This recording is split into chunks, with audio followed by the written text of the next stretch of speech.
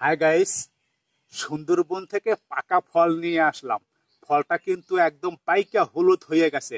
সুন্দরবনের কেওয়া ফল, সুন্দরবনের বনকাঁঠাল, কেউ বলে কেয়া ফল, আবার মালয়েশিয়ারা কেউ বলে এ তো ডুরাইন ফল। আসলে এ ডুরাইন ফল না। তবে বন্ধুরা, আজকে এই ফলটা ভাঙ্গে খেয়ে প্রমাণ করব এটা কি ডুরাইন নাকি কেওয়া ফল। তো বন্ধুরা, আমি এখন ভেঙ্গে আপনাদের খেয়ে দেখাচ্ছি এই ফলটা ডুরাইন ফল নাকি সুন্দরবনের কেওয়া ফল। আমি এখন এই ফলটারে ভাঙবো, ভাঙ্গে খাবো। ডুরাইন ফলের ভিতরে থাকে বন্ধুরা বড় এরকম কোয়া কোয়া, আর সুন্দরবনের ফলের ভিতরে থাকে একটা শ্বাস, যে শ্বাসটা হলো সাদা, খেতে খুব টেস্টি লাগে। আর মালয়েশিয়ার ডুরাইন ফলটা খেতে একদম ঠিক কাঁঠালের মতো লাগে। আমি এখন বন্ধুরা ফলটা ভেঙে নিচ্ছি। এই যে এখানে রাখলাম, রাখার পরে এই যে মুখের কাছ থেকে কাটা, আমি এখান থেকে ফলটা ভেঙে নিচ্ছি। ভেঙে আপনাদের আমি দেখাচ্ছি যে ভিতরের অংশটা কিরকম। ফলটা কিন্তু কোয়া কোয়া উঠে যাচ্ছে, কারণ বেশি পাইকে গেছে, এজন্য।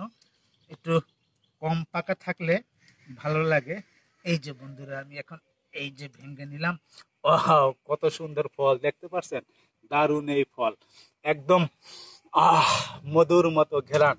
এই যে একটা পাট কিন্তু খুইলা পড়ে গেছে, আর একটা পাট, এই যে দুটা পাট কিন্তু আমার দুই হাতে বন্ধুরা।